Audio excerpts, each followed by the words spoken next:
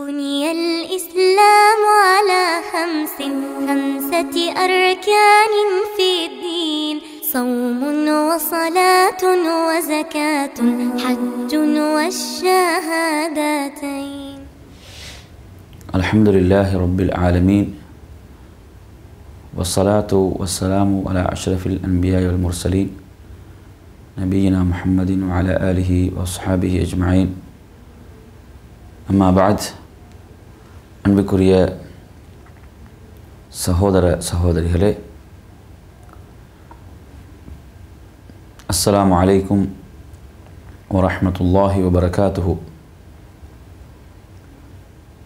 இஸ்லாத்தினுடைய ஐம்பெரும் கடமைகளில் முதல் கடமையாக திகழ்வது அஷ்ஷஹாதத்து அல்லா இலாஹ இல்லல்லாஹ் வ அன்ன முஹம்மதர் ரசூலுல்லாஹ். இதில் நாம் முதல் பகுதியை மாத்திரம் எடுத்துக்கொள்வோம். லா இலாஹ இல்லல்லாஹ், வணங்கப்படுவதற்கு தகுதியான வணக்கத்துக்குரிய ஒரே நாயன் அல்லாஹ்வை தவிர வேறு யாரும் இல்லை. இது இஸ்லாத்தினுடைய அடிப்படையான கொள்கையாகும். இந்த கொள்கையின் மீது தான் இந்த தூய்மையான மார்க்கம் கட்டியெழுப்பப்பட்டிருக்கிறது.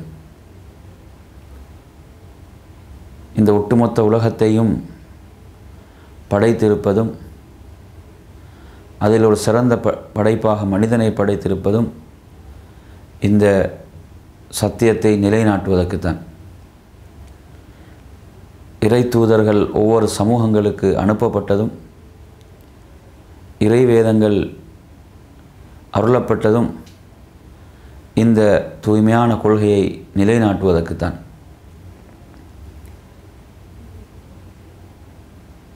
எனவே இந்த அடிப்படையை மிக தெளிவாக நாம் விளங்கிக் கொள்ள வேண்டும். இதில் விடப்படுகின்ற தவறு என்பது நமது மொத்த நன்மைகளையும் இழக்கச் செய்துவிடும்.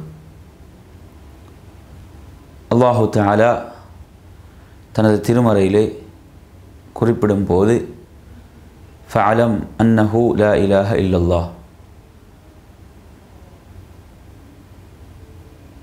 நபியை நீர் அறிந்து கொள்வீராக, நிச்சயமாக வணக்கத்துக்குரியவன் அல்லாஹ்வை தவிர வேறு யாரும் இல்லை. இங்கே அல்லாஹ்வை ஏற்றுக்கொள்ளுமாறும் வணங்கப்படுவதற்கு தகுதியானவன் அவனை தவிர வேறு யாரும் இல்லை என்பதை அல்லாஹ் இங்கு கூறும்போது அதை நன்றாக கற்று விளங்குமாறு குறிப்பிடுகிறான். அதை ஏதோ கண்மூடித்தனமாகவோ அல்லது வாழையடி வாழையாகவோ ஒரு சடங்காகவோ இதை நீங்கள் ஏற்றுக்கொள்ளக்கூடாது. இதை நன்றாக கற்று விளங்கி ஏற்றுக்கொள்ள வேண்டும் என்று இந்த வசனத்தின் மூலம் அழைப்பு விடுக்கிறான். ஏனெனில் இதுதான் அறிவுபூர்வமான கொள்கை. இதை தவிர மற்ற அனைத்து சித்தாந்தங்களும் மடமையாகும். ஏனெனில் அவன்தான் இந்த ஒட்டுமொத்த உலகத்தையும் படைத்து பரிபாலிக்கக்கூடியவன். இதை நன்றாக கற்று நீங்கள் விளங்கி ஏற்றுக்கொள்ளுங்கள் என்று அழைப்பு விடுக்கிறான்.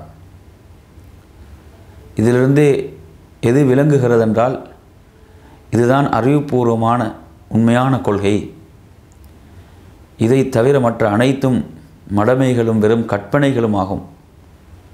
அதிகமானவர்கள் கற்பனைகளையும் ஊகங்களையும் தான் வணங்கி கொண்டிருக்கிறார்கள். அவைகளுக்கு எந்த ஒரு அடிப்படையோ எந்த ஒரு உண்மையோ அதற்கு இல்லை என்பதை நாம் பார்க்கிறோம். எது உண்மை என்றால் மனிதனை படைத்த கடவுள் யாரோ அவனை வணங்குவதுதான் உண்மையாக இருந்து கொண்டிருக்கிறது. அவன் கேட்கிறான், ஹல்மின் ஹாலிகின் கைருல்லாஹி யர்சுகுக்கும், அல்லாஹ்வை தவிர படைக்கக்கூடிய கடவுள் வேறு யாரும் இருக்கிறார்களா? உங்களுக்கு உணவளிக்கக்கூடியவன் வேறு யாரும் இருக்கிறார்களா என்று அவன் கேட்கிறான். எனவே அவன்தான் யாவற்றையும் படைத்தவன். அது மாத்திரமல்லாமல் இந்த கொள்கையை ஏற்றுக்கொள்ளும் போது தூய்மையான உள்ளத்துடன் இதை ஏற்றுக்கொள்ள வேண்டும். ஏனோ தானோ என்றோ அல்லது யாரோ சொல்கிறார்கள் என்பதற்காகவோ அல்லது நாம் இதில் பிறந்து விட்டோம் என்பதற்காகவோ அல்ல. மாறாக இந்த கொள்கையை தூய்மையான உள்ளத்துடன் ஏற்றுக்கொள்ளும் போதுதான் அது அல்லாஹ்விடத்திலே ஏற்றுக்கொள்ளப்படும், அது ஒப்புக்கொள்ளப்படும்.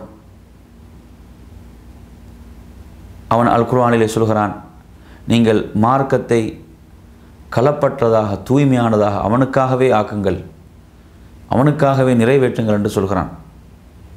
எனவே தூய்மையான உள்ளத்துடன் இந்த கொள்கையை ஏற்றுக்கொள்ள வேண்டும். அல்லாஹ்வின் தூதர் குறிப்பிடும் போது இவர்கள் தூய்மையான உள்ளத்துடன் லா இலாஹ இல்லல்லாஹ், வணக்கத்துக்குரிய நாயன் அல்லாஹ்வை தவிர வேறு யாரும் இல்லை என்பதை கூறுவார்களோ அவர் சுவர்க்கம் நுழைந்து விட்டார் என்று நன்மாராயம் வழங்குகிறார்கள். அப்போ தூய்மையான உள்ளத்துடன் கூறுவதென்பது சாதாரணமான ஒரு விடயம் அல்ல. தூய்மையான உள்ளத்துடன் கூறும்போது அதை வாழ்க்கையிலே உண்மைப்படுத்த வேண்டும். அதுதான் அந்த தூய்மைக்குரிய அர்த்தமாக இருந்து கொண்டிருக்கிறது. அதேபோன்று இதை தூய்மையான உள்ளத்தோடு ஏற்றுக்கொள்வது, அடுத்ததாக இந்த கொள்கையிலே உண்மையாளர்களாக இருப்பது.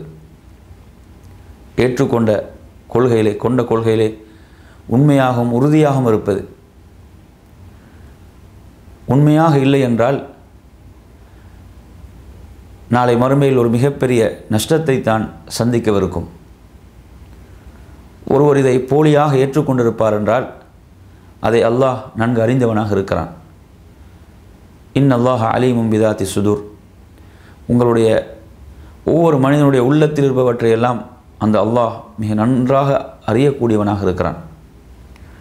நீங்கள் வெளிப்படுத்தக்கூடியவற்றை, நீங்கள் மறைத்து வைத்திருக்கக்கூடிய அனைத்தையும் அவன் அறியக்கூடியவனாக இருக்கிறான். யஅலமு மா துஸிர்ரூன வ மா துஅலினூன், நீங்கள் வெளிப்படுத்தக்கூடியவைகள், மறைத்து வைத்திருக்கக்கூடிய அனைத்தையும் அவன் நன்கு அறிபவனாக இருக்கிறான். எனவே அவனை விட்டு எதையும் மறைக்கவோ ஒழிக்கவோ முடியாது, அனைத்தையும் அறிந்தவன். எனவே நாம் இந்த தூய்மையான கொள்கையை ஏற்றுக்கொள்ளும் போது இதில் உண்மையாளர்களாக இருக்க வேண்டும்.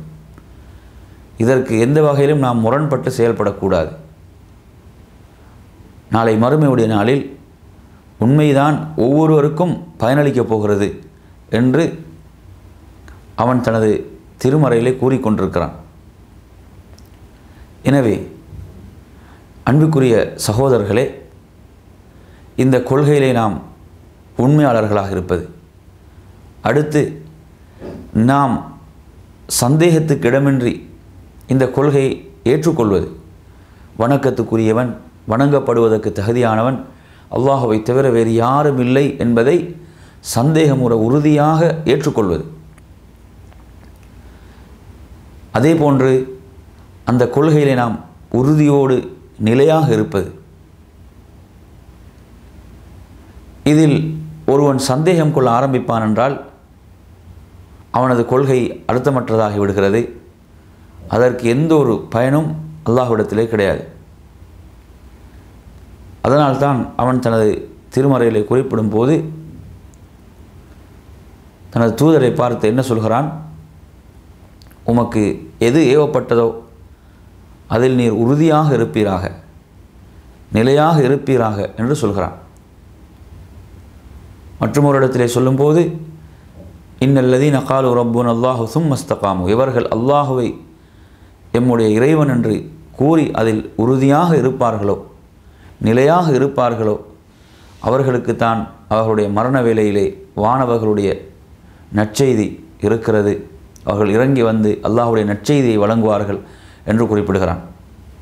எனவே இந்த கொள்கையை ஏற்றுக்கொண்ட ஒருவர் அதில் உறுதியாக இருக்க வேண்டும், உறுதியை கடைபிடிக்க வேண்டும். இந்த கொள்கையை ஏற்றுக்கொண்டவர்கள் வரலாற்றில் பலவிதமான சோதனைகளை சந்தித்திருக்கிறார்கள். அல்லாஹ்வின் புறத்திலிருந்து அல்லாஹ் பல சோதனைகளுக்கு உட்படுத்துவான். அந்த சோதனைகளின் போது எப்படி அவன் செயல்படுகிறான் என்பதை பார்க்கிறான்.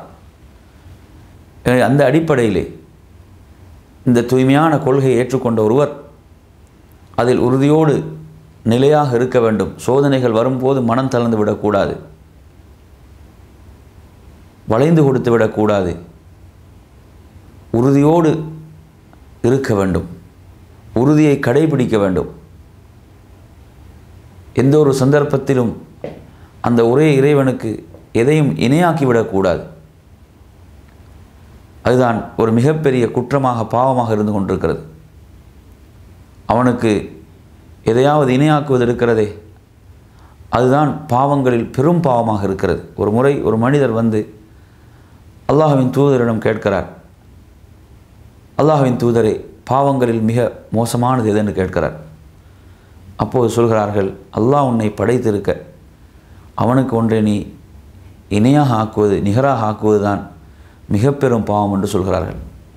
நாம் பார்க்கிறோம், இஸ்லாத்தை தவிர உள்ள ஏனைய கொள்கைகள் எல்லாம் எதை மக்களுக்கு போதித்து கொண்டிருக்கிறது என்றால், படைத்த ஒருவன் இருக்க எதையோ வணங்குமாறு போதித்து கொண்டிருப்பதை பார்க்கிறோம். உண்மையிலே வணங்கப்படுவதற்கு தகுதியானவன் அந்த படைத்தவன் தான். அதனால்தான் அவன் குர்ஆனின் மூலம் எப்படி அழைப்பு விடுக்கிறான் என்று சொன்னால், யா அய்யுஹன்னாஸு அபுது ரப்பக்குமுல்லதி ஹலகக்கும் வல்லதீன மின் கப்லிக்கும் லஅல்லக்கும் தத்தகூன். மனிதர்களே, உங்களுடைய ஒரே இறைவனை நீங்கள் வணங்குங்கள். அவன்தான் உங்களை படைத்தான். உங்களுக்கு முன்னிருந்த சமூகங்களை படைத்ததும் அவன்தான். நீங்கள் அவனை வணங்குவதன் மூலம் இரையச்சம் உள்ளவர்களாக மாறலாம், பயபக்தி உள்ளவர்களாக மாறலாம் என்று சொல்கிறான். எனவே அவனை வணங்குமாறு சொல்லிவிட்டு அவன் சொல்கின்ற பண்பு என்ன? அவன்தான் உங்களை படைத்தான். இப்போ படைத்த ஒருவனை வணங்குவதை விட்டுவிட்டு அவர்களாகவே உருவாக்கி கொண்ட கற்பனைகளையும் சிலைகளையும் உருவங்களையும் வழிபடுவது என்பது எந்த வகையிலும் அறிவுபூர்வமான ஒரு செயல் அல்ல. எனவே வணங்கப்படுவதற்கு தகுதியானவன் அவன் ஒருவன் தான். அதனால் அவன் எப்படி சொல்கிறான்? ஷஹீத் அல்லாஹு அன்னஹு லா இலாஹ இல்லாஹு. வணக்கத்துக்குரியவன் அவனை தவிர வேறு யாரும் இல்லை என்று அவன் சாட்சி கூறுகிறான். அல்லாஹ் தன்னை பற்றி எப்படி சொல்கிறான்? வணக்கத்துக்குரியவன் அல்லாஹுவை தவிர வேறு யாரும் இல்லை என்று அல்லாஹ் சாட்சி கூறுகிறான். இன்னும் அவனுடைய வானவர்களும் சாட்சி கூறுகிறார்கள். உலுல் இல்ம், அறிவுடையவர்கள், அறிவை பெற்றவர்களும் சாட்சி கூறுகிறார்கள். இப்போ அறிவுடையவர்கள் உண்மையிலே எதை ஏற்றுக்கொள்வார்கள் என்றால், கற்பனைகளை அல்ல. எவன் உண்மையிலேயே வணங்கப்படுவதற்கு தகுதியானவனாக இருக்கிறானோ அவனைத்தான் அறிவுடைய மக்கள் ஏற்றுக்கொள்வார்கள், சிந்திக்கக்கூடிய மக்கள் ஏற்றுக்கொள்வார்கள். நன்றாக கண் முன்னாலே தெரிகிறது, அவர்களாகவே உருவாக்கி கொண்டவைகளை அவர்கள் வணங்குகிறார்கள் என்று சொன்னால் இது எப்படி ஒரு அறிவுபூர்வமான செயல் என்று சொல்ல முடியும்? எனவே வணங்கப்படுவதற்கு தகுதியானவன் யார்? ஒட்டுமொத்த உலகத்தையும் படைத்து பரிமாளிக்கக்கூடிய, மலையை பொழிவிக்கச் செய்கின்ற, பயிர்களை முளைவிக்கச் செய்கின்ற, உயிர்ப்பிக்கச் செய்கின்ற, மரணிக்கச் செய்கின்ற, நம்மை படைத்த, நமக்கு ஒரு வாழ்க்கையை தந்த, இந்த அனைத்தையும் செய்த ஒருவன் இருக்க அவனை விட்டு நாம் சம்பந்தமே இல்லாத ஒன்றை போய் வணங்குவது என்பது எவ்வளோ பெரிய ஒரு அநியாயம். எனவே அதனால்தான் இது ஒரு மிகப்பெரிய அநியாயமான குற்றம் என்று அல் குர்ஆன் கூறிக்கொண்டிருக்கிறது. எனவே வணங்கப்படுவதற்கு தகுதியானவன் அல்லாஹுவை தவிர வேறு யாரும் இல்லை என்ற இந்த கொள்கையை தூய்மையாக உறுதியாக ஏற்றுக்கொள்ள வேண்டும். அதற்காகத்தான் இறை தூதர்கள் பல அர்ப்பணிப்புகளை, தியாகங்களை மக்களுக்கு மத்தியிலே சந்திக்கிறார்கள். ஒவ்வொரு சமூகத்துக்கு அனுப்பப்பட்ட தூதர்களும் என்ன சொன்னார்கள்? யா கௌமி, தங்களுடைய சமூகத்தை அழைத்து சொன்னார்கள், உஅபுதுல்லாஹ், அல்லாஹுவை மாத்திரம் வணங்குங்கள், மாலக்கும் மின் இலாஹின் கைருஹு, அவனை தவிர உங்களுக்கு வேறு கடவுள் கிடையாது என்று சொன்னார்கள். அல்லாஹ்வின் தூதர் சொல்கிறார்கள், இதுவும் குர்ஆனின் மூலமாக அல்லாஹ் கட்டளையிடுகிறான், நபியை நீங்கள் சொல்லுங்கள், எனக்கு இறைவன் புறத்திலிருந்து வரக்கூடிய இறை செய்தி எது தெரியுமா? அன்னமா இலாஹுக்கும் இலாஹும் வாஹித், உங்களுடைய கடவுள் ஒரே கடவுள் தான் என்ற இறை செய்தி தான் எனக்கு வந்து கொண்டிருக்கிறது. அவனைத்தான் வணங்க வேண்டும் என்ற செய்தி தான் வருகிறது. வகதா ரப்புக, உங்களுடைய கடவுள் தீர்ப்பளிக்கிறான், உங்களுடைய நாயன் தீர்ப்பளிக்கிறான். அல்லாஹ் தஅபுது இல்லா ஈயா, அவனை தவிர நீங்கள் வேறு யாரையும் வணங்கக்கூடாது என்று அவன் தீர்ப்பளிக்கிறான் என்று குர்ஆன் கூறுகிறது. எனவே இப்படி ஆணித்தரமாக சொல்லப்படுகின்ற அடிப்படையான கொள்கை தான் இது. இந்த கொள்கை உலகத்தில் எத்தனை சமூகங்களால் தகர்க்கப்பட்டு கொண்டிருக்கிறது. எனவே இந்த உண்மையை, சத்தியத்தை நாம் விளங்க வேண்டும். விளங்கி நம்மை படைத்த உண்மையான கடவுள் எவனோ அந்த ஒரே கடவுளை நாம் ஏற்று அவனை வணங்கி வழிபட்டு அவனிடம் பிரார்த்திக்கக்கூடியவர்களாக, அவனுக்கு எந்த ஒன்றையும் இணையாக்காதவர்களாக மாறுவோம் என்று கூறி நிறைவு செய்கின்றேன். வஸ்ஸலாமு அலைக்கும் வரஹ்மத்துல்லாஹி வபரகாத்துஹு. வஆகிரு தஅவானா அனில் ஹம்துலில்லாஹி ரப்பில் ஆலமீன்.